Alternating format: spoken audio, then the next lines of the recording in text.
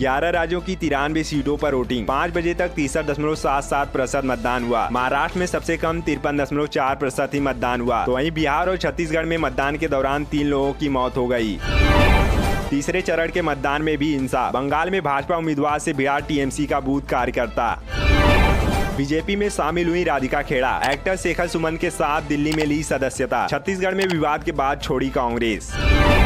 हरियाणा में लोकसभा चुनाव से पहले भाजपा को बड़ा झटका। 3 निर्दलीय विधायकों ने वापस लिया समर्थन। सभी कांग्रेस खेमे में शामिल। सुप्रीम कोर्ट ने केजरीवाल की जमानत पर नहीं दिया फैसला। शर्त रखी सरकारी काम में दखल नहीं देंगे। ईडी से कहा चुनाव है ये असाधारण हालात। बंगाल में 25,000 शिक्षकों की नियुक्तियां रद्द करने पर रोक। सुप्रीम कोर्ट बोला सीबीआई जांच जारी रखे। हाई कोर्ट ने 22 अप्रैल को नौकरियां रद्द की थी। पीएम ने तोड़ी चुप्पी। कहा प्रज्वल जैसे अत्याचारी को मिले कठोर सजा। कांग्रेस सरकार ने ही इसे भगाया। इसलिए दोस्तों सोच समझकर वोट दीजिएगा, नहीं तो आपको अगली बार वोट देने का मौका भी नहीं मिलेगा। जेडीएस तो भाजपा के साथ थी, फिर कांग्रेस इसकी मदद क्यों करेगी। प्रज्वल रेवन्ना के लिए मोदी ही वोट मांग रहे थे, और आज जब ये सब हुआ तो मोदी इसका आरोप कांग्रेस पर थोप रहे हैं। सीएमआई रिपोर्ट में बड़ा दावा। बेरोजगारी अप्रैल में बढ़कर 8.1% हुई। 47 लाख लोगों का छीना रोजगार। गांव में पड़ी ज्यादा मार। एनजीटी की सख्ती। स्टेडियम में बंद करे भूगर्भ जल का इस्तेमाल। बीसीसीआई को दी अंतिम चेतावनी। चीन को मात देने के लिए अमेरिका बनाएगा स्विच ब्लेड ड्रोन। इन्हें चलाने के लिए इंसानों की जरूरत नहीं। संसद ने इसके लिए 5,000 करोड़ दिए।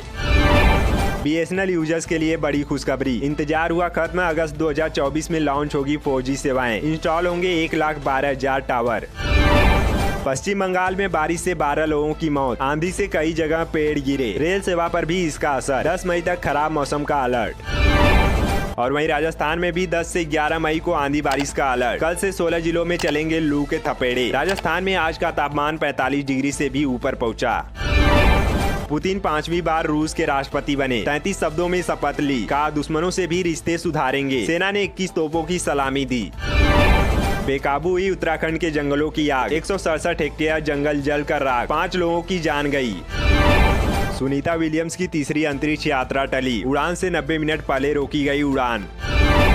गाजा के राफा इलाके में टैंक लेकर घुसे इजरायली सैनिक। मिस्र से सटे बॉर्डर पर कब्जा किया। 1 लाख फिलिस्तीनियों को निकाला जाएगा। एनटीए का दावा नीट यूजी का पेपर लीक नहीं हुआ। हर पेपर का हिसाब है। अफवाह पर ध्यान न दे छात्र अभिभावक। कोरोना के कई स्वरूपों से अब एक ही टीके से होगा बचाव। वैज्ञानिकों ने खोजी ऑल इन वन वैक्सीन की तकनीक। पश्चिम बंगाल के गवर्नर बोस बोले दादागिरी बर्दाश्त नहीं करूंगा। यौन उत्पीड़न के आरोप पर कहा ममता बनर्जी गंदी राजनीति कर रही हैं। सलमान के घर फायरिंग मामले में 5वीं गिरफ्तारी। राजस्थान से पकड़ा गया आरोपी। शूटरों को रेकी करने में मदद की थी। निज्जर हत्याकांड में गिरफ्तार हुए भारतीयों पर अमेरिका का बयान। कहा मामले को गंभीरता से ले भारत। जांच कमेटी की फाइनल रिपोर्ट का इंतजार रहेगा। पीएम बोले लोगों से लूटा धन उन्हें वापस लौटाएंगे। इसके लिए कानूनी सलाह ले रहा हूं। 2014 में कहा था हर भारतीय को 15 लाख मिलेंगे। दोस्तों आप ही बताइए पिछले 10 सालों में पूरे देश को लूटा किसने है। पिछले 10 सालों में इस सरकार ने लाखों लोगों से उनके घरों को छीन लिया है। सिर्फ इतना कहकर कि उन्होंने सरकारी जमीन पर अतिक्रमण किया है। जिस इंसान ने उत्तराखंड टनल में फंसे मजदूरों को बचाने के लिए दिन रात एक कर दिया था, यहाँ तक कि उसके घर को भी नहीं छोड़ा गया। इसके बावजूद भी अगर आप समझते हैं कि आप सेफ है, आपका परिवार सेफ है, तो आप गलत फहमी में हैं। पतंजलि पर सवाल उठा रहे थे, अब आप क्या कर रहे। सुप्रीम कोर्ट की आईएमए पर सख्ती नोटिस जारी।